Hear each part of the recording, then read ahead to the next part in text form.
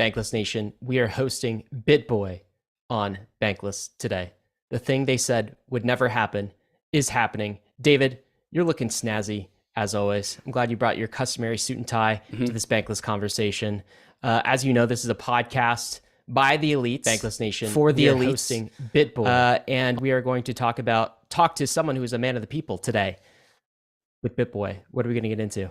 Yeah, we just want to cross these worlds of, the elites and the people and see what kind of intersection we can come to. And so there's a lot of things that he has to say, especially about glasses. So I really want to hear about Ben's opinions on glasses and just, kind of get his perspective as to what's going on in the crypto industry.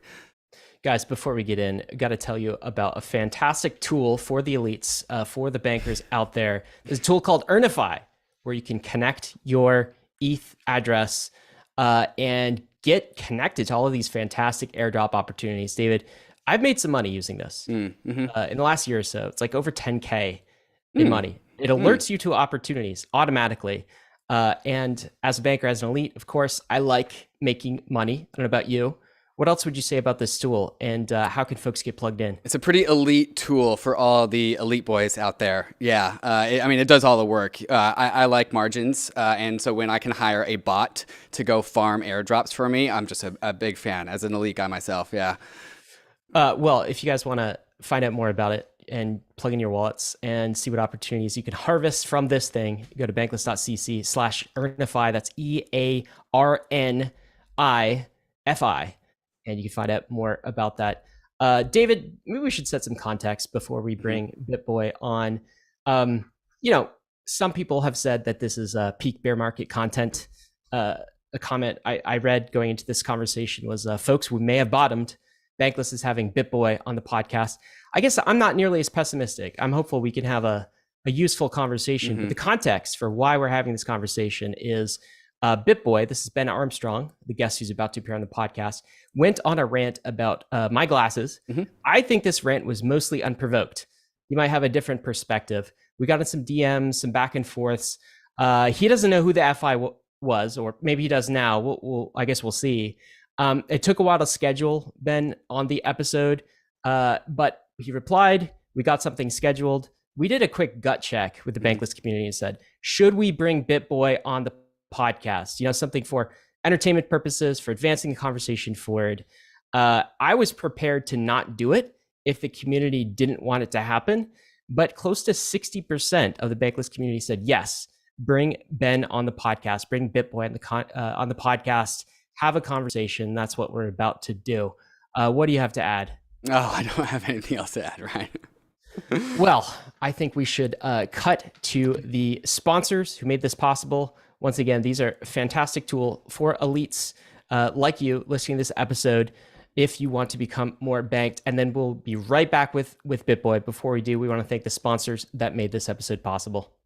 ARBITRUM 1 is pioneering the world of secure Ethereum scalability and is continuing to accelerate the Web3 landscape. Hundreds of projects have already deployed on ARBITRUM 1, producing flourishing DeFi and NFT ecosystems. With the recent addition of ARBITRUM Nova, gaming and social dApps like Reddit are also now calling ARBITRUM home. Both ARBITRUM 1 and Nova leverage the security and decentralization of Ethereum and provide a builder experience that's intuitive, familiar, and fully EVM compatible. On ARBITRUM, both builders and users will experience faster transaction speeds with significantly lower gas fees. With ARBITRUM's recent migration to ARBITRUM Nitro, it's also now 10 times faster than before. Visit arbitrum.io, where you can join the community, dive into the developer docs, bridge your assets, and start building your first dApp. With ARBITRUM, experience Web3 development the way it was meant to be: secure, fast, cheap, and friction-free.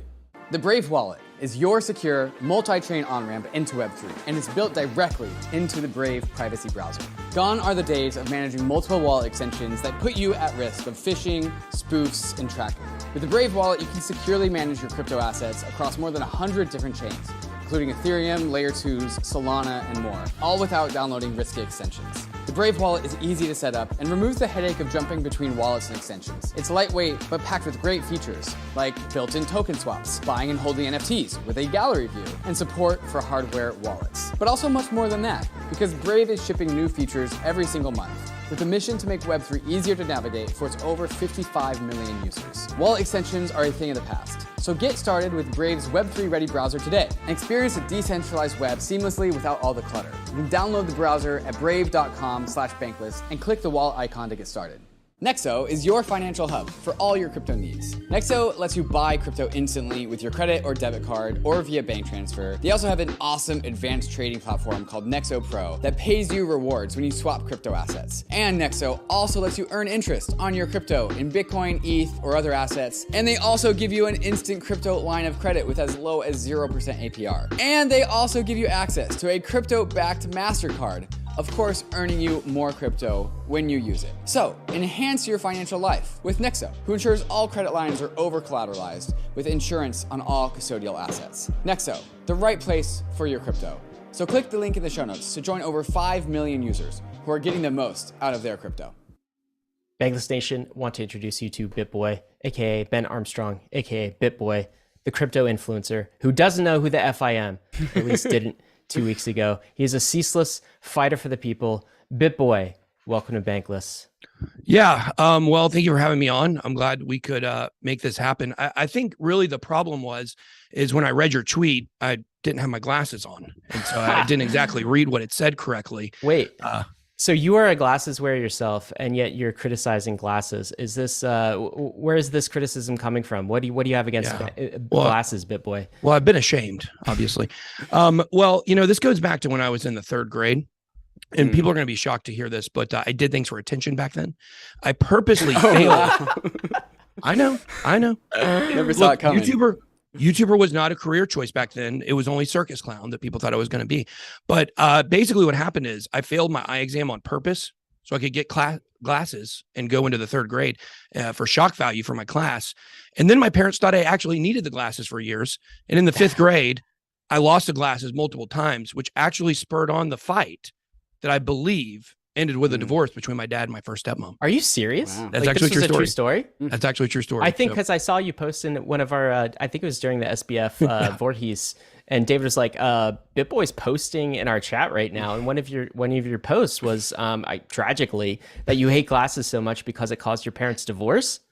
Yeah, well, that's not really why I made the comment about your glasses, but yeah, that is actually a true story. That actually did happen. So maybe in my heart, I do have some, natural, instinctual resentment towards glasses. It was kind of a Freudian thing then. Yeah, it must have been. It's my fault though. I shouldn't have failed the exam in the first place. Well, can we talk about? So I want to start here actually with the glasses rant. By the way, rant. I don't know if that's what you'd call it, but rant's fine. No, okay, that's what they call it in the chat. The rant. It was a rant. Okay, so it was a rant, and this is what it was. I think most people listening to this probably saw this video, including me. I was really surprised to see it the next day, and then you tweeted out, "It has to be said, the suits have taken over crypto." No denying that, Ben. Damn, he saw. And I won't stand for it. F Bankless. F Ryan S. Adams. F the horse they rode in on. We stand for the people, not the elite. Not the lawyers, not the billionaires. One thing is for sure, I definitely don't represent douches. It was really so this rant about Bankless, about me, was this like spur of the moment? Because it kind of looked like in this rant, you just like scrolled up on my profile and you saw a dude in a sports jacket with glasses on, and you were just like, yeah, F this dude in particular. Was this like, where did this come from? Was this spur of the moment? Like, why did you say this? I was left very confused about the whole encounter. Well, first and foremost, people know I get hot. I get heated over stuff. That's just how I'm built. And why is that? Because I'm super extremely passionate about things. And so what got me really riled up was, that's the first night me and SBF got into a little argument over, basically them trying to steal some of our political backers out from under us. And, all of a sudden you have this tweet where you say, Bitboy does not represent crypto. I'm going to show the tweet. People. What's that? that? I said. Yeah. I'll show the tweet. This is what I said. please, dear Lord, and any lawmakers or adults reading this tweet, just know Bitboy doesn't represent us either. Talk to Jay Chervinsky of the Blockchain Association, DCG ties. Talk to Miller CWL. Don't know anything about them. Talk to Coin Center. They're fine people. Which, that's no shade at Jay Chervinsky. I don't know him personally. Blockchain Association doing some good stuff. They're great, by the way. Jake is fantastic. I'm sure.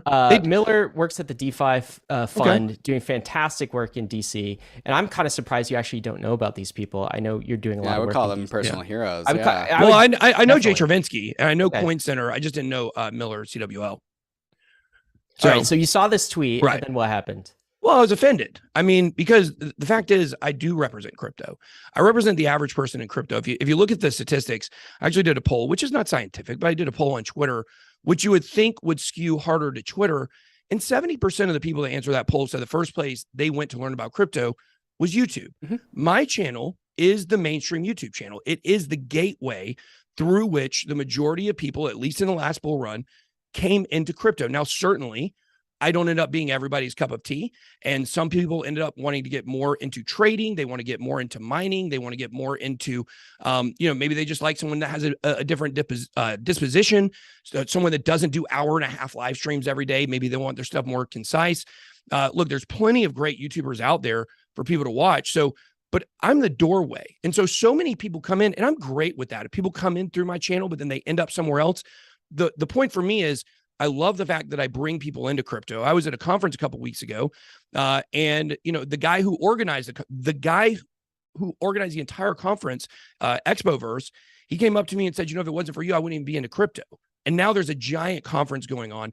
I met with a woman from IOG who works, under Charles. Well, I guess he is the head of IOG technically, but she came up to me at Rare Bloom and said, hey, I got into crypto through your channel, and now look at this. I'm working at IOG. It's so cool. So I know that we are the doorway through a lot of people that people come into the space. And to say that I don't represent people, yes, I don't represent the suits. I don't represent, people that have, 74 degrees, whether it's in financial management or whether it's in law or whatever it might be.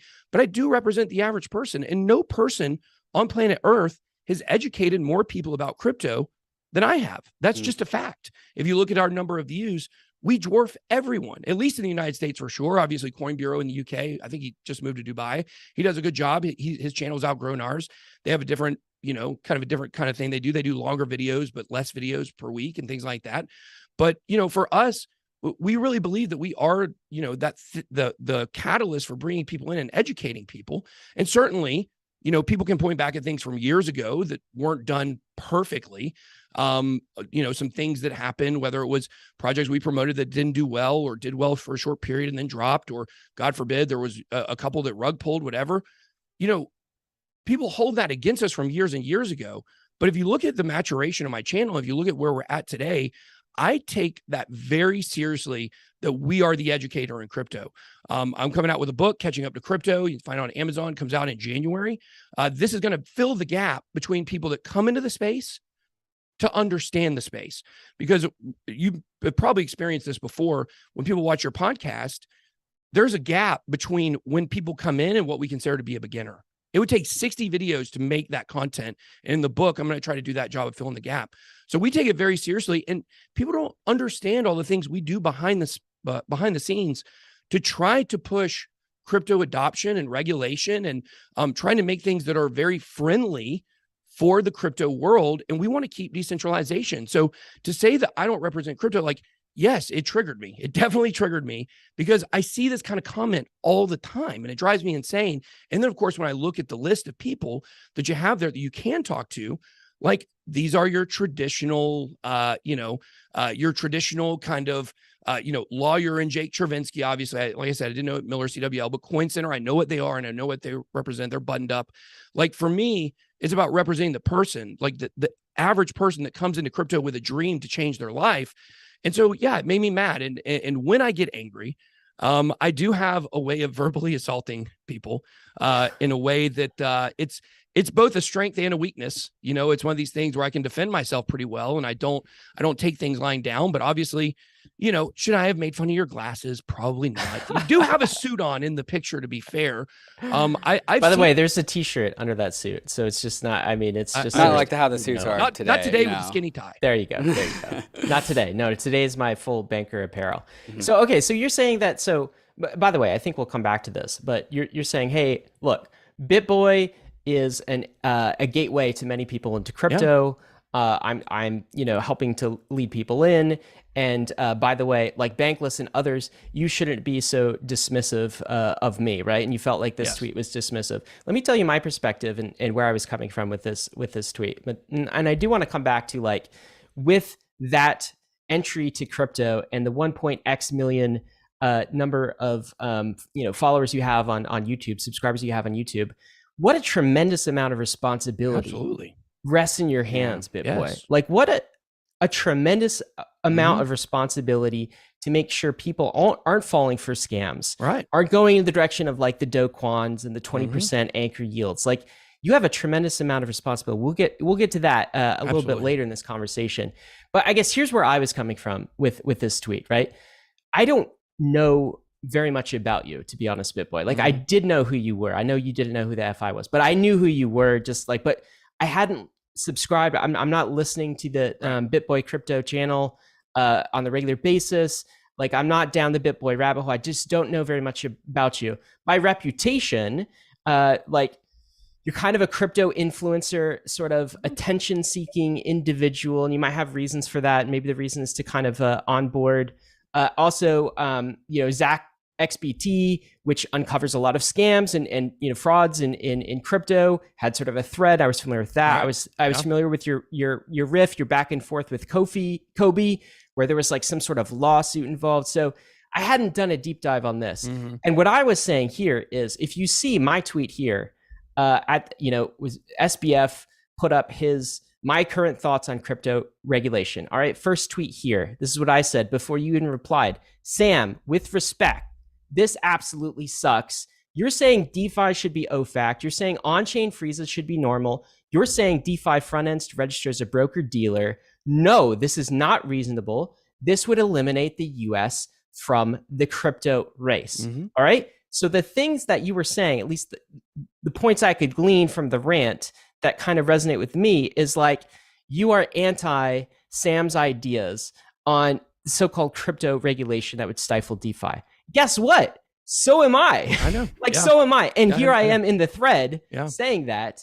And you lumped me in with the devils, SBF and Brian Armstrong, which we can come back to, which was completely factually incorrect. Yeah, and honestly, Bitboy, I think you owe me an apology for that. And I'm happy to say I could have phrased this tweet, the other tweet that you're talking about, differently. The tweet where, like, what did I say here? The tweet where I said, don't listen to Bitboy. But let me give you some context for what I'm saying. I don't want lawmakers to listen to SBF. All right? Right. And I don't want them to go to the nearest attention-seeking crypto influencer, YouTube, and get their information from that person either. I want them to get the facts from the people who are on the ground working on the DCCPA in DC, like Jake Travinsky, who cares about our values, Bankless values, who cares about the values you say you care about, Miller as well from DeFi Fund, Coin Center. These people are the people who are standing up for our rights in DC and actually have the funding and have the ears of lawmakers. I want lawmakers to go to them. No disrespect. I don't want lawmakers to see that the rant you put out, because they think we're crazy when we do that. All right. It sets our cause back. I don't want them to listen to SBF, but to be honest, Bitboy, I don't want them to listen to you either. I don't even necessarily want them to listen to Bankless. Okay. So that's where the tweet is coming from. I'm trying to redirect. Look, your game is attention. I get it. That's like, that's why you said, you know, back in grade school, you put on the glasses for attention. You have a YouTube channel for attention. Okay. And you're good at it because you're good at getting attention. By the way, this rant got a lot of attention. I think like you were trending on Twitter. Like 3 days. Yeah. My point is this is not where serious lawmakers should actually go. And you're saying in your rant that you're working behind the scenes, and you've got legislation coming up. I've talked to these people. They don't know anything about what you're talking about. Like, who are you working with in DC? Like, there are some things that are factually like just not resonating. Well, I sent you guys an email last night and you didn't get it, and it has all the information. I wanted you guys to come with that information so that you guys will see exactly what I'm doing, and it's not smoke. Like, it really is. We are working. We have high-level politicians on both sides of the aisle. And what we're working on is a bill, and the goal for this bill is now to become an amendment onto the Boozman bill. So because of that, like, yes, if they're working on the specific language of the bill, we're not to that stage yet, because this has to run through a process where it gets tweaked down to an amendment. And now, look, here's okay. Number one, sure, I'm sorry that I said that. I apologize. I can certainly be a bigger man. Apologize. Obviously, you know, I make fun of Sam Bankman-Fried's hair. I make fun of your glasses. Like, I tend to focus on things that really don't matter. But really, what that is just me trying to manifest the way I'm feeling about you. And that's the way that it comes off. And to me, it was a very elitist thing to say that I don't know what I'm talking about when, number one, you don't watch my channel and you haven't listened to the things that I've said. We actually already have a bill drafted in California that's, you know, sitting there in front of the assembly, which is the Financial Stability and the Financial Education and Stability Act of 2022, SJR 16 on the California docket. I've got Senator Mitch Hertzberg, who is the head of the assembly in California. He's coming on my channel soon. Met with his chief of staff, gave input on the blockchain bill in the blockchain bill that they did for vital records in California. Guess what? It got approved. I'm not the reason it got approved, obviously, but we had input on that bill. We looked over it in early stages. So I think people really dismiss the level of involvement that I have in crypto. Now, here's what I want to say. I really wish, basically, I know you guys didn't intentionally not read that email. You didn't realize it was sitting there. We talked before we went on air. But that email tells you a lot of the players we're working with. It tells you, you know, exactly what we're doing. And I think when you understand what we're doing, it makes sense, because I don't want to be in charge of crypto regulation. I don't want to try to determine what is a good transaction and what's not.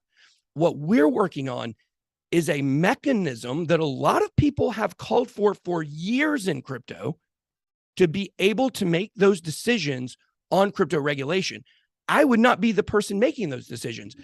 Some of those people that you mentioned in that tweet, they could be involved potentially in the future in making some of those decisions. And I wish I could be a little more clear about exactly what all that means. But unfortunately, until we have the funding for the bill and it's registered, then we technically can't give the details away of the specifics. But it's taking away the ability from one man to be able to come in and influence crypto in terms of what SBF has done. And it puts it in the hands where people in crypto actually have a seat at the table. And I think once you look over what we put together, I think you'll be like, oh yeah, that makes complete sense. And I doubt that anybody in crypto, Eric Voorhees, who was on your show a couple of weeks ago, or, you know, last week, I doubt any of these people will be against what we're doing. What we're doing circumvents all the language, actually, in the DCAP. Is it DCCAP or DCCAP? Yeah. DCCAP, right? It goes around all that language. DCCPA, I think. Yeah. Yeah. Yeah. DPC, you know, YMCA. So the whole thing is it's a mechanism, and it's common sense. Like, we like doing things that are common sense for people. And people would say, like, why in the world? These people came to me, by the way. Why would these people come to me? Because I have the biggest voice in crypto. Like, I have the biggest platform in crypto by far. In the middle of a bear market between TikTok and YouTube, and we had almost 10,000 people watching our stream today. We have almost 10,000 people around the internet watching our streams every single day. Your Eric Voorhees versus SBF debate, which was the thing in crypto I enjoyed watching more than I've ever watched another thing. It got like 1,000 viewers. Like, I wish they'd got more. It should have gotten more, is what I'm saying. But the point is, I've got a big voice, and we're able to circumvent marketing costs on builds because I'm able to go out and speak on behalf of crypto. So that's why I got triggered. And that's what we're doing in a nutshell. You guys can read more about it later.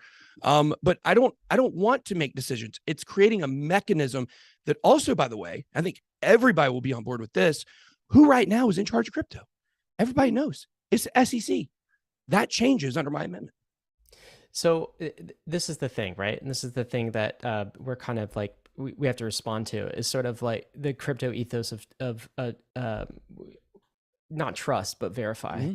Yeah. And so I don't know anything about the bill that you're saying there's an email waiting for me, and I'm happy to like look at that and investigate, right? But your approach was not that. Your approach was not like, hey, here's the Bitboy bill, you know, let me reveal it. Let me go over it, kind of like a rationed, reasoned sort of reply, an Eric Voorhees style of reply to SBF. It was just like kind of this big like rant, kind of accusing. I think that you'd probably say, based on this tweet anyway, Bitboy, that like from what you say, we're probably on the same side. Yeah, I think we are. So we both think that Sam's proposals sucks. And like, you've got one approach, one way of doing things. Bankless has another. We were able to bring both Voorhees and SBF on the show to have a productive conversation. It wouldn't have worked if we started the conversation rather than rationally replying with something like this by making fun of Sam's hair. Or I saw on your Twitter stream, like Sam with like devil horns and like a goatee patch. I just retweeted it, you know. Look, okay, so you're doing a different approach here, and yet like you're saying we're on kind of the same side from a values perspective. Right. You have to respect the approach that Bankless is taking this. It's different. And my ask to you, Bitboy, is like, I'm not just going to trust you. Okay, so like one thing that we can't do in crypto is, to the best of our ability, if we have any kind of platform, and your platform is bigger than ours on YouTube, you know, for certain, but if we have any kind of platform, we have to help people. There are predators in this space, tons of them. And so we have to do a better job sniffing out the predators and the scammers and those that would take retail's money and giving them access to get information. And if you just play these games of kind of like, you know, attention for the algorithm, and you don't open source what you're talking about, you don't like come back with reasoned arguments, it's just not going to be as effective. But like, let me ask you a question. So what were your thoughts on the SBF and Voorhees conversation? So you say you watched that stream. What'd you think of it? Like, who won the debate? Where were the good where were the good points made? And overall, what were your takeaways? Well, before I get into that, I do have to, because I definitely want to give my thoughts on that. I do want to just, like, the thing about that tweet, like the same thing you're saying to me, like you could have left out that first part about Bitboy. You could have just said, hey, these are the people we want to have in.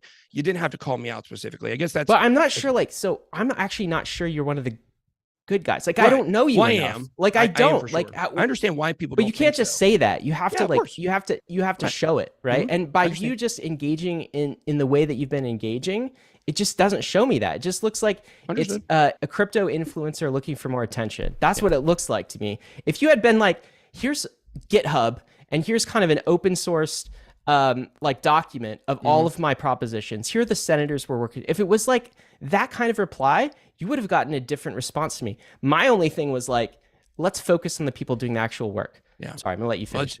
It's hard in the bear market to get people to fund things. So that's really where our struggle is. When we've had several people that have committed to funding and then ghosted us, and you got to wonder why that is. But so here's what I have to say about SBF before we get into the debate, which is, you have to understand what happened. I've been whistleblowing on this federal bit license for 6 weeks now, for 6 weeks. And the thing that triggered that entire conversation on Twitter after he posted that was, I just responded to him. I said, get ready, bud.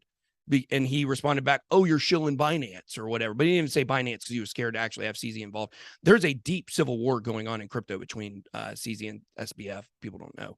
That's why CZ had been investing in Twitter such a big deal, because SBF was told no. So, but what happened is I have a person who helps us raise money. He reached out to SBF and Tim Harrison from FTX US and sent them our bill and our proposal and said, hey, we're looking for funding. We think this might be something you'd like to take a look at. They said, yeah, sure. So FTX took the bill, they moved it over to their policy team. Now, in the world of politics, the way a policy team works is they move very quickly. They don't work very slowly, because it's always a race to try to get things out. So they sat on our bill for like 3 weeks without telling us if they were going to fund it or not. No input. one of our top politicians who's involved in this called the policy head at FTX US, or I don't know if it's FTX or FTX US, I think US, and basically called him. And this is the type of person, when this person calls you, answer the phone.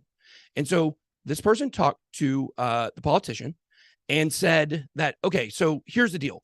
We're actually not going to be funding this bill because we're working on our own legislation.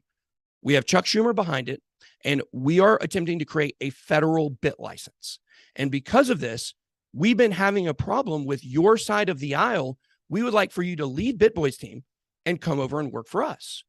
He literally tried to steal one of our top people out from under us. Meanwhile, they sat on our bill for 3 weeks to sabotage us, to slow us down. And so it's been very personal. So you can go back and look. Nobody else was saying this about SBF because I'm the only person who had that information. For 6 weeks, I've been telling you he's going to push federal bit license. About 4 weeks ago, I finally came out with the term federal bit license. I outed Chuck Schumer. I outed SBF, outed Tim Harrison. So I explained what they're trying to do. The next day, Brett Harrison steps down from FTX US, who was the person that this all ended up going through. The next day, Brett Harrison follows me on Twitter. So you know they're watching. And so it's personal between me and SBF. And if you look at SBF's track record, this is what he's done consistently.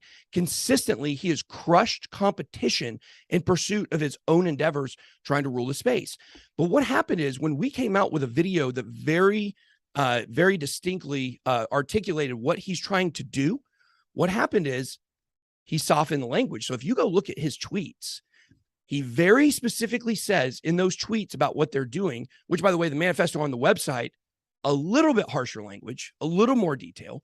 But on the tweet thread, he said, now, just to be clear here, we're not coming after decentralization. We're not coming after DeFi. We're not coming after peer-to-peer transactions. Well, what are the two things that I said he was trying to destroy for 4 weeks before this came out? DeFi and peer-to-peer transactions. So he literally comes out specifically with those terms to try to make it seem like, no, what we're doing is favorable for these things. Like, look at us. We're so great. We care about crypto. And he doesn't at all. He's not. I know people that know him personally. He's not a crypto guy. He's a finance bro. If you look at what Alameda Research did to make all their money with the Kimchi Premium and all kinds of other stuff, they had to rebrand. And he had to leave, even though he owns 90% of the company, because they have such a bad reputation. FTX is getting the same reputation. So what I thought was really interesting is he came out specifically trying to talk about those two things, because obviously if you get a license, a decentralized exchange can't get a license. Peer-to-peer, the bit license, put this in perspective for people, it costs an average of $100,000 to be able to get one. And in addition to that, you also have to have a certain amount of cash on hand as a broker to be able to meet their qualifications. So you're looking at almost $500,000. It's not like the normal person is going to be able to go out and get one of these, especially a decentralized exchange isn't going to be able to. So what I thought was so interesting in the debate between Eric and SBF on your channel was that actually he's finally started sprinkling out the idea of licensure, of licensing. And if you go back and you look at actually what happened with Tornado Cash, I think he's behind that too. The arrest of the developer, I think he's behind that too. That's speculation. But if you look at the playbook for what got the bit license, you had 2014, February, Mt. Gox gets hacked. July 2014, the bit license gets voted in. The next year it came into action, right? So all of a sudden, a Tornado Cash thing happens kind of out of nowhere a few months ago. And then all of a sudden, what does SBF start doing? Sprinkling out these ideas of whitelisting and block listing. And, if Bob sends money to Alice and Alice's address has been blocklisted, now because Bob sent money to her, his is as well. What if his scammer's address gets blacklisted, or blocklisted is the new terminology, and then someone gets scammed and sends money to that person, and now they can't reach the rest of their crypto that's left in because it's been blocklisted. You can't off ramp it. So he started throwing all these ideas out about Tornado Cash. Seemed very instinct with the timeline for him pushing this federal bit license. So Eric Voorhees I've never seen such a one-sided debate. I've never seen a debate that was so lopsided in anything in my entire life. All SBF did was ramble, not say anything, try to talk above people's heads, and try to rephrase what Eric said 48 times. And then Eric would come in with one or two sentences and would totally wreck SBF. He'd have to go right back into retreat. I'm shocked. I don't know if this guy has handlers. I'm shocked they let him do this against Eric Voorhees. I mean, my gosh. Actually, I give him credit for doing Yeah. it because he Sure. did have this conversation out in the open. But Fair. yeah, you know what's interesting, Bitboy, is like I did not expect this kind of a conversation coming into this because I was familiar with kind of your rant and some other things, and like you are presenting some rational arguments, a lot of things that like Bankless would completely agree with you on. We have always been very wary of like the greatest threat to this entire crypto movement is that the crypto bankers come in and start to make this the same system that we just left. It's like same old, same old boss, new boss, same as the old boss. Under Stock new market management. 2.0. Yeah, exactly. A new set of bankers. And we've always thought that a play could be for the crypto bankers of the world to come in and like completely sterilize DeFi, make it a AML KYC type thing. So what you find is like, if you are familiar with Bankless content, you will find that like there's a common allyship there around all of this. Now, your approach is very different. Approach is insanely different. Yeah. Like insanely different. And like, but as far as kind of what you're saying, what you're articulating, some of your end goals of like protecting DeFi and making sure that this is a sovereign financial system that more people are able to go bankless. Like, I think we're completely united in these goals, which is also why it's like, if you were for these goals, why are you attacking Bankless and the Bankless movement? That was another thing that I didn't really understand about this, but maybe what you're saying is it was just in response to my original tweet 100%. That kind of like, tweaked you out and they didn't do too much more due diligence on that. Yeah. But I think also, the thing is like I said, it was number one, Bitboy doesn't, it shouldn't have the platform to be able to do this. And number two, that I don't represent people in crypto. And like those, if you were to ask me like what my channel is and why it's so strong and why it's continued to maintain high numbers in terms of viewers and watch time, it's because the average person out there relates to me. I was living paycheck to paycheck a few years ago. I bought Bitcoin in 2012. I sold it all. It took me 9 years to become a millionaire in crypto. It didn't happen overnight. And so because of all those things, like people really relate to me. And so when you push this idea that I shouldn't be the person to do this, like in my opinion, it was kind of a slap in the face of my audience. Well, and so let's not okay. So we're past that, right? Okay, both apologize, but why don't you talk like this more often? I do on my show, actually. Here's what's so funny. What's so funny is 99% of the people that attack me on social media, they've never been in my community. They don't come watch my videos. If you actually watch my videos from start to finish, yes, there might be a time or two during a show that somebody comes in the chat and says something stupid that I jump on. But outside of that, like, it's a really rational show. It's a very mature show. I've got a lot of perspective. I've been in crypto since 2012. This is not new to me. Every major event that's happened in crypto, I've been a part of in one form or another. I've got Mt. Gox claims. I use BitInstant. I knew about when Roger Ver was accepting Bitcoin on his, picture frame website, the first one to accept it. Like, I've been through the ringer. I've seen it all. I wasn't always actively investing during that time, but because I was having to buy a software for my business for many years, I kept up with it a pretty good bit. There weren't the educational resources out there, but this is what we do. The majority of people on crypto Twitter, they know me from memes and they know me from a rant here or there, or they know me from that ZachXBT thread, which I talked to Zach about that thread. I messaged him privately. We talked about it a little bit. And the thing is like, even he recognizes my channel is different now than it was. There was a time where I got some really good advice from another large YouTuber in the space. And they said, you know what you got to do? You got to start giving your audience what they want. And I think the problem that occurred in 2021 or 2020, really, a lot of this stuff is 2020. It's not even in the last year and a half or 2 years. What it was is I got too dependent on giving my audience what they wanted.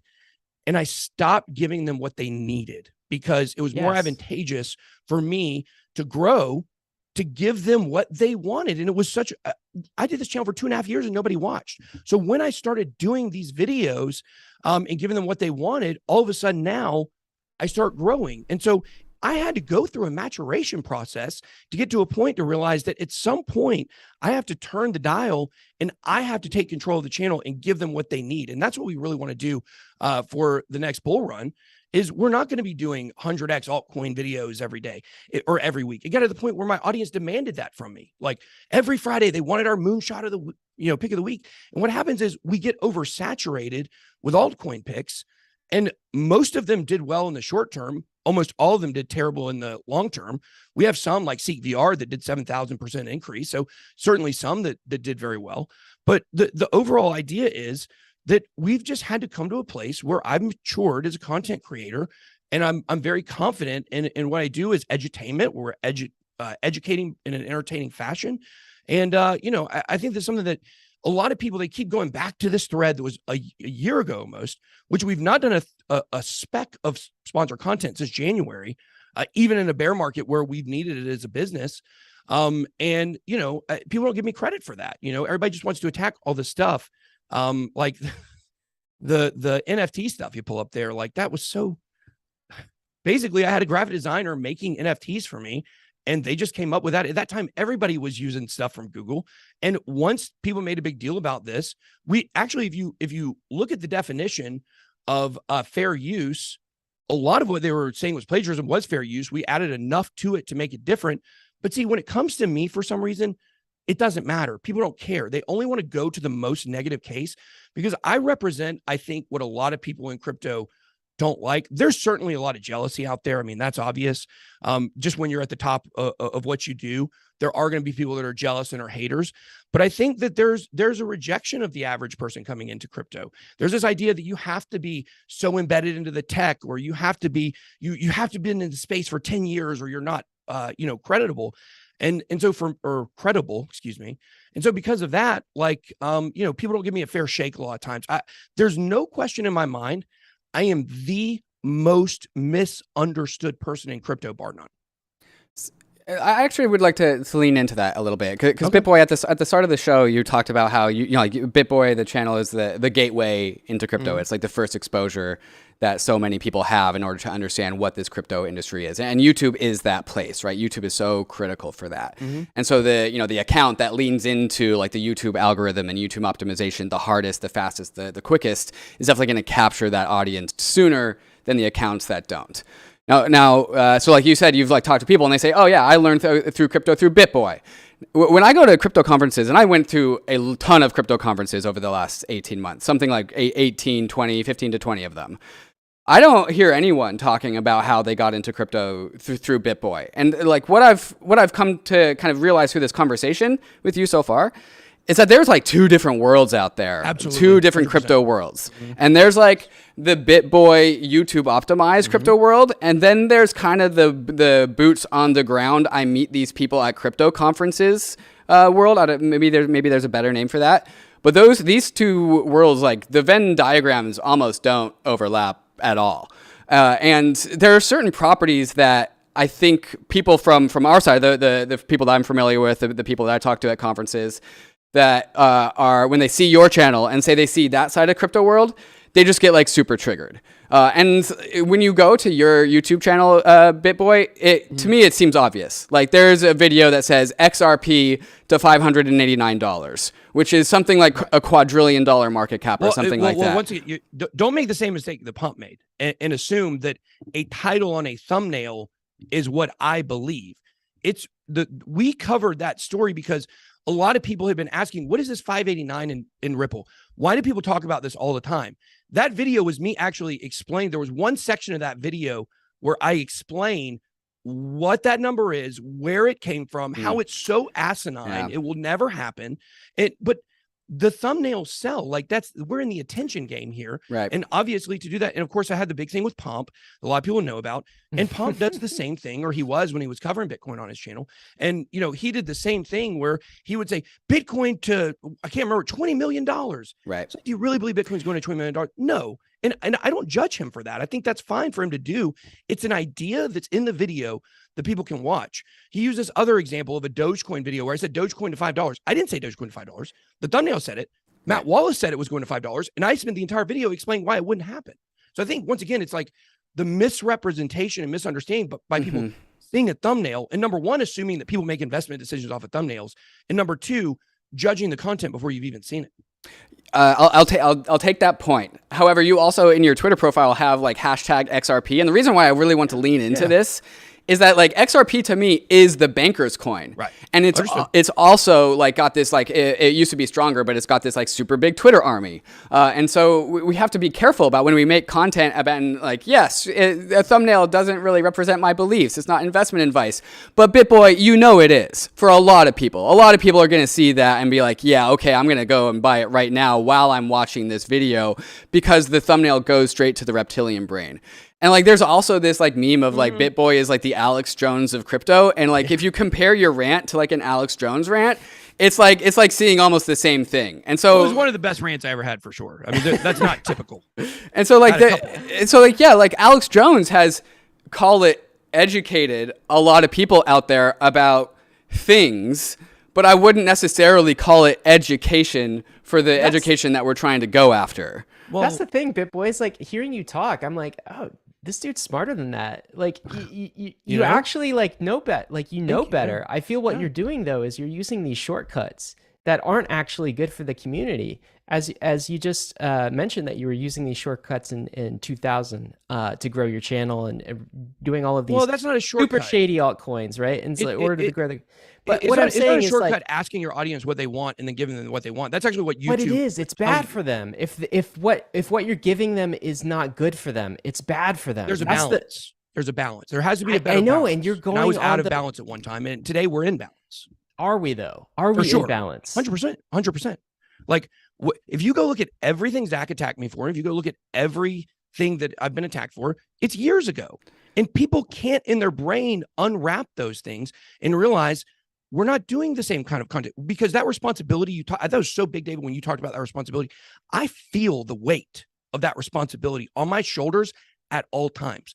Not only do I have the arrows constantly in my back that come from mostly false places, the weight of carrying around the idea that people count on me to get educated in crypto, it's very heavy. And then the weight of thinking about my audience that like, I've told them how I made money in crypto and I've talked about all the different ways that it's changed my life and that I want that for them. And I don't want them to make bad decisions, whether it's even when we were covering altcoins that were way down on coin market cap, whether they were promoted or not, like we never told people to put more than 5% of your portfolio in a super speculative coin, right?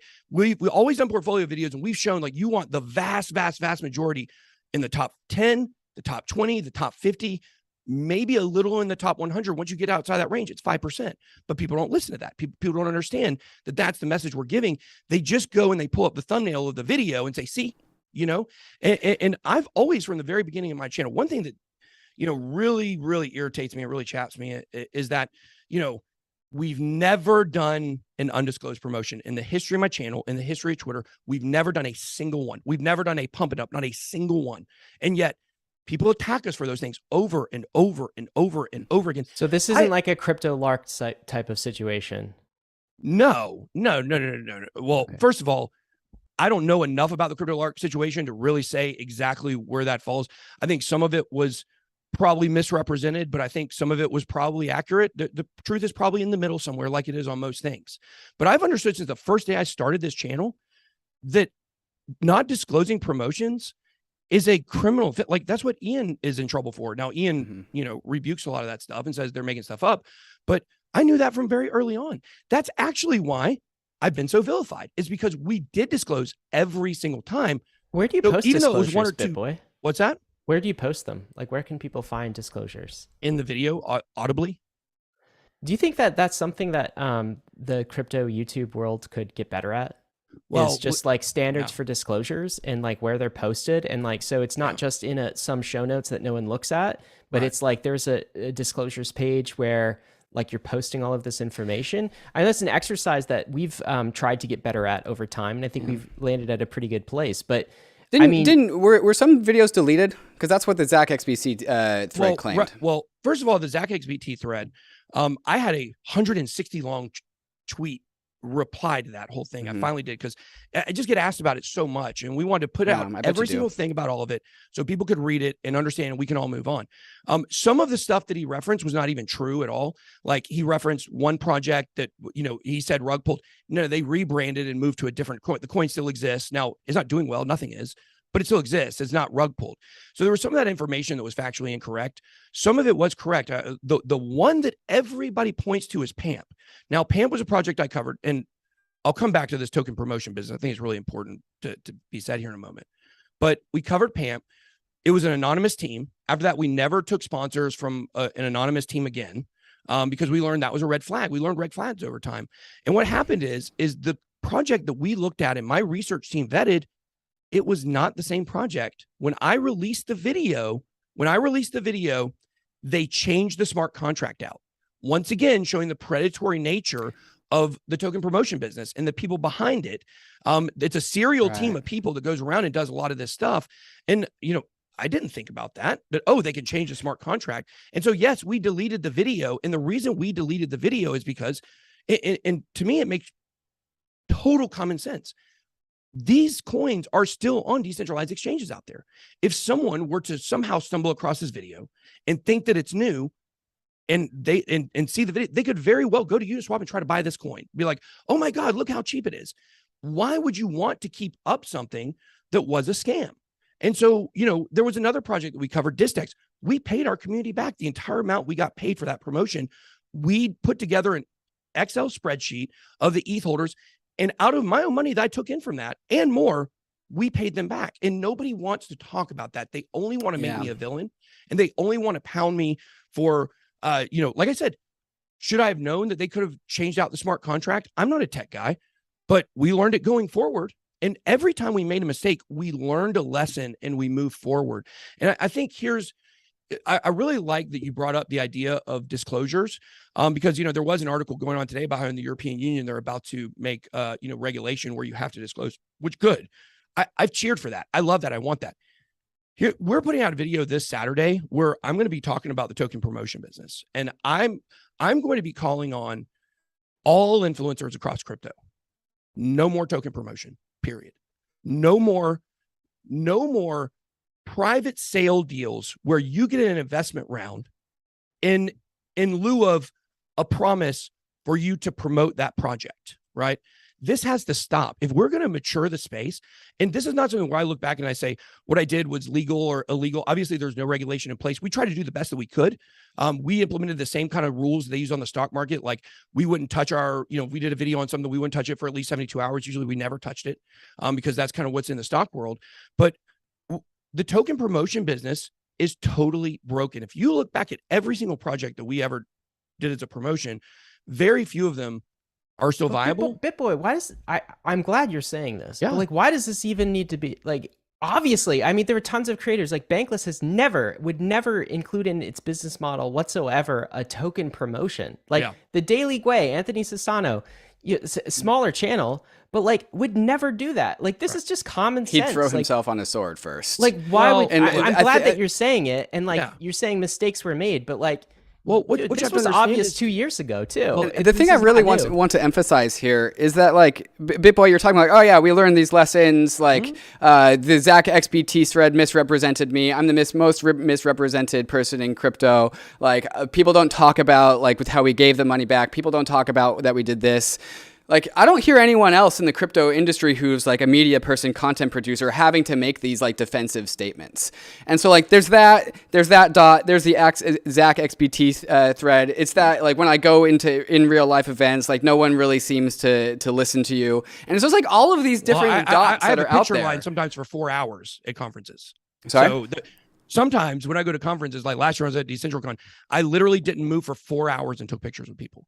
So the people you're talking to are not they're at the crypto conference, the people that watch me. It may not come up in conversation, but it's hard for me to walk around. If I go to a demo hall where they've got, booths and stuff, I can't make it 5 feet without every single person grabbing me. And I understand what you're saying. A long time ago, somebody told me something, another large YouTuber, when I was growing very quickly, they said, look, you are going to want to slow down. You do not want to be the top dog in this space. If you are, this industry is not kind to the person at the top, and you're going to be assassinated time after time after time. And I said, that's fine. I'm built for it. I can handle it. And so, yes, I get more of this than anybody else, but look at all the people Zach XBT has done stuff. It's not just me. And you also have to consider the fact that when I came into YouTube, you don't want to be in the same list of people that Zach XBTC has gone after. Right. Well, I'm the one that has the most famous thread. So, yeah, of course not. Of course I wouldn't, even Zach would admit like things have changed on my channel. I know he would. But the fact is that when I came into YouTube, the model for making money on YouTube in crypto was to do, number one, in 2017, it was tons of undisclosed promotions. Yeah. And so when I came in the space, I said, okay, well, the token promotion that's the model. Like, that's fine as long as you're disclosing. And so I really committed to disclose. And, we don't know what the legality is if it's not a security. If it's not a security, then we don't know what the legality of it is. Of course, we don't know anything that is a security or is not a security. But what I'm trying to say is I just regret it because I don't like the fact that I did it, because I understand now that it's a flawed mechanism. And yes, there's not a model for going to 10,000 to 1 million. Yeah. And if you look at most of these videos, they were when I was in the 20 to 30,000 subscriber range. They were not when I had 1 million. They were not when I had 1.5 million almost. And so we did, learn that earlier on. We thought what we could do is we would learn from the mistakes and we would try to hone it into something that was advantageous for our audience at all times. And, unfortunately, I just see now that it's not a it's not a model that works for the audience. And to be honest with you, it's not a model that works for the influencer either. And I think this is the big thing that people have to understand. The model only works for the people that are behind the token. Yeah. They're the ones. And why? Look, I know almost every major YouTuber personally. Okay. There may be one or two that I would consider to be pump and dumpers. Okay. One or two. That's it. The rest of these guys know what's on the line. What happens is you go pull a chart and you look at a video and you say, see, right when he did this video, look at the dump. It's the team. It's the people behind it. They're the ones that knew when the video was out. They're the ones that, helped, tell you what should or should not be in the video. We actually would take no advice on what should or should not be on the video. We would do it totally unbiased. There was money involved, but we would never let them look at the video before we published it and things like that. But the whole thing is the teams are the ones that are wanting the shortcut. And then what they do is it makes it look like it's the face. I'm the face. The team, nobody knows who they are. And so they get off scot-free. They get to dump the token. And now they're in founder's dilemma where they made all of this money off a token, off of something that's not built yet. What's the point to build it now? Let's just take the money and run. And that's what you see happen over and over and over again. And I think really exposing the way that this business works. And then once again, when the next hype cycle comes in, look, I had somebody try to pay me $1 million to do a video. I said, no way. And it turned into a big, big ordeal. We had said we would do a video, and then we said we weren't going to do it. And then they tried to give us $1 million. This is how desperate these people are and these founders are to be able to push these tokens out there on unsuspecting people. And so, I think personally, going forward, obviously we haven't done one since January, but I do think, like you guys do, sponsors, like there is things you can do in crypto that I think are appropriate for sponsorships. This is one thing we're going to be talking about this weekend. And there's other things that shouldn't be. When the hype cycle comes in, the audience is looking for a shortcut. So when you do a video that's a very low cap coin, they're looking at that and they're like, oh my gosh, like this is the way for me to shortcut and get rich. And so they lose, and then you lose credibility, and the founders make off with all the money. That's why, like, really going forward, and I've talked to one of the top promotion companies in crypto as well. And they've told me that if I come out with this video, calling on all my friends, everybody to stop doing token promotion, that they as a promotion business will also stop doing promotion business. And they will focus on what needs to be focused. Look, wallets, fine. Exchanges, fine. Affiliates for exchanges, fine. Tokens. Now, look, here's a little dicey water. An NFT, well, NFTs are a whole other thing, but an NFT or a game that has a token, I think it's okay to do promotion for that as long as you don't mention the token at all. They have to understand, we're not even saying you have a token. We will talk about the merits of your game, and that's it. I think that can be appropriate. But the idea of talking about a speculative asset that could go up or could go down, based upon awareness, which obviously eyeballs bring awareness, I think it's just got to stop it. It's bad for the space. And people will pull up my media sheet and they'll say, oh, you had $30,000 for video. First of all, that was going rate. Like, that's not outlandish in crypto. Okay. Second of all, what people have to understand about that is it wasn't leaked. We gave it out to anybody because we didn't think it was a big deal. We thought people understood that's kind of how prices were in crypto. But we stopped doing promotions in January, and that's hurt us this year. Like financially, that's like we've lost out, $2 million or whatever it is by completely stopping we stopped all sponsorships. And I think that, it's something that now, after being this far away from it in January, looking back, I can say, you know what? I regret doing the token promotion. Yes, I made some money doing the token promotion for sure, but look, when is my penance up? Like, does it ever end? Is it ever end? Or in 2029, when I'm running for vice president and I'm pro crypto, like, are we still bringing up videos for 2020 and not recognize the growth process and the maturation that we've been through? Like, I hope that's not the case, but I look back on that time and, I do regret it, but I also see that, you didn't have to cut it off completely. Now I'm starting to understand, like, what could be appropriate, what isn't appropriate, and trying to do, what's best for the space overall. Yeah, and Ben, here's what I think is happening here. Like, leaning into the whole YouTuber thing. You're the man of the people, right? I am the man of the people. There's like a bunch of funny like chat comments I'm reading right now. Bankless needs to watch a show about Bitboy. Guy spits knowledge. Is Bankless working with regulators? And so like you've created this meme that you are the man of the people, right? And that is why people watch your show. Like, you're fighting for them, and that for some reason has worked. It just the populist tactics. Like Do Kwon did it. Like Danny Sesta, Alex Jones did it. It's very intoxicating for like a lot of people out there, and so they get along for the ride. And so I think your show started off as did the leaning into the token promotion business, perhaps maliciously. As you grew, you realized that you actually can't optimize for wealth while also leaning into the malicious token promotion business. So you started to pare back, and you've probably been paring back your malicious token reporting, token promotion business as you've gotten bigger, because you're doing this optimization function where you're trying to promote the best of your ability while growing your channel the most, while also still maintaining this brand of I am for the people. But what I'm seeing here, what I think here today is you are brand managing and PR managing as you've gotten bigger and bigger and bigger, so that you can keep on being the man of the people and leveraging your audience for monetary gain in whatever meta is now in 2022, late stage bear market. That's what I see going on here. Yeah, I think anybody that meets me in person will tell you that's not true. I think I have 50 employees here. They'll tell you that that's not true.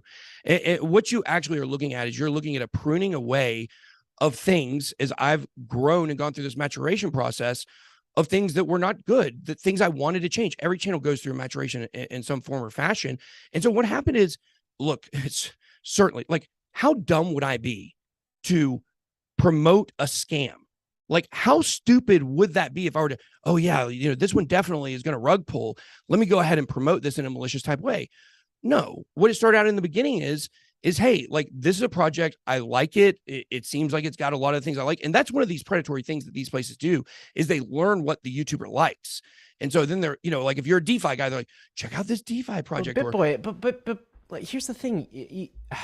I hear what you're saying, but I still feel like you're playing the victim card here, because like, I mean, Bankless was around back in, 2019, 2020, and it was self-evident to us that, number one, you can't do sponsored content. Never do sponsored content for fiat, for tokens, for anything. Number two, never take like tokens in compensation and pump the price of those tokens. Oh, of course. Well, we didn't do that.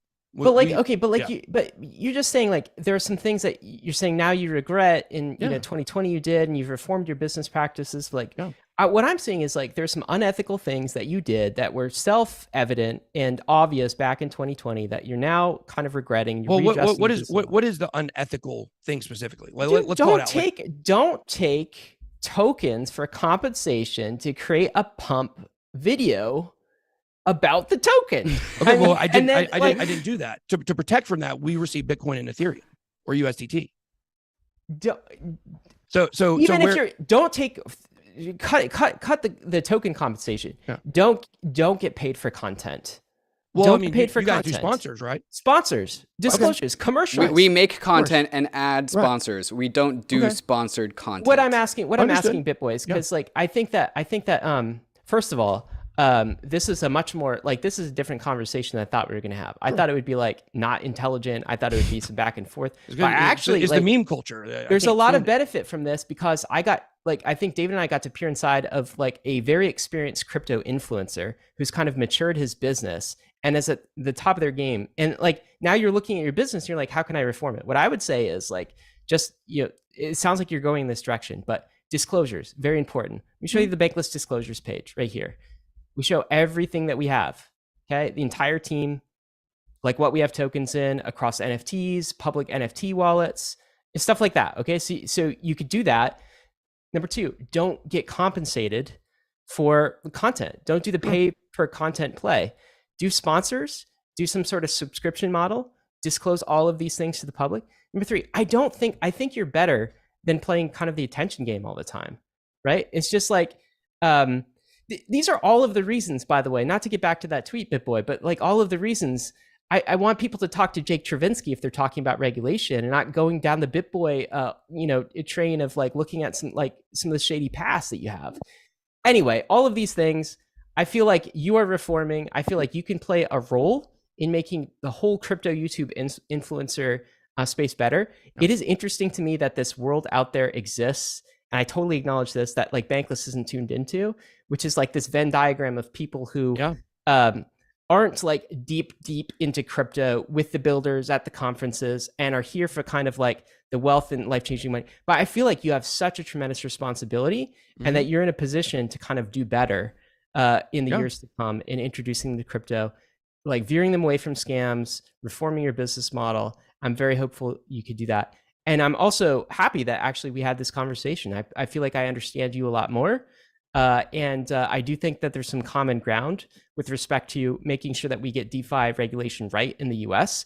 I'm happy to look at all of your initiatives and evaluate those, and hopefully there's something good there. So appreciate you coming on. David, is there anything else we need to conclude with? I think this YouTube chat is one of the most interesting like clash of communities I've ever seen. That'll be the thing I sign off with for sure.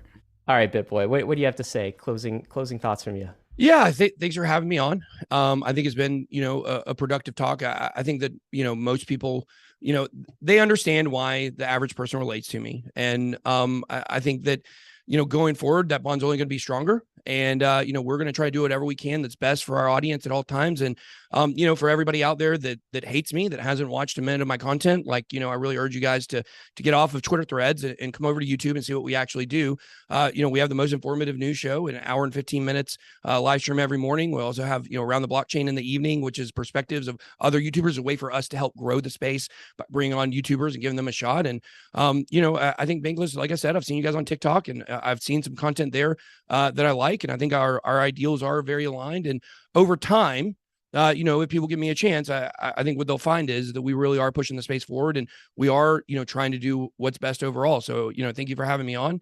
And, if people want some crypto education, you check out my book, Catching Up Crypto on Amazon, coming out January 17th. There we go. This has been less of an elite podcast than I thought, David. Good discussion with Bitboy today. Got to end with this. Risks and disclaimers. As always, Bankless Nation, crypto is risky. ETH is risky. So is YouTube and the influencers on YouTube. You could definitely lose what you put in. Trust no one. Verify everything. We are headed west. This is the frontier. It's not for everyone, but we're glad you're with us on the Bankless journey. Thanks a lot.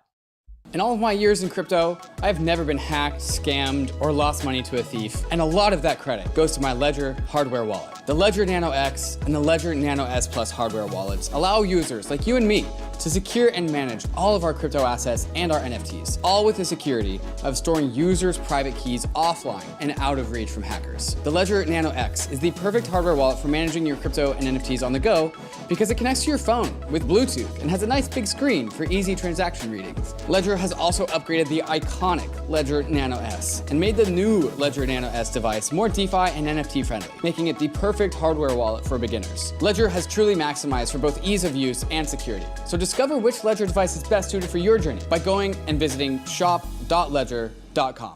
If you've been listening to Bankless, you know that we're fans of the modular blockchain thesis. The idea that blockchains will separate execution from data availability and consensus, allowing all three to become the best versions of themselves. And Fuel has built the fastest modular execution layer in the industry. By supporting parallel transaction execution, Fuel unlocks significantly faster throughput for the Web3 world. Fuel also goes beyond the limitations of the EVM with its own Fuel VM, which is more efficient and optimized, opening up the design space for developers. And lastly, Fuel brings a powerful developer experience with its own domain-specific language, Sway, and a supportive toolchain called Fork. With Fuel, you can have the benefits of smart contract languages like Solidity while adopting the improvements made by the Rust tooling ecosystem, letting the Fuel development environment go beyond the limitations of the EVM. If you want to learn more, there's a link in the show notes to see how you can get involved with the Fuel network.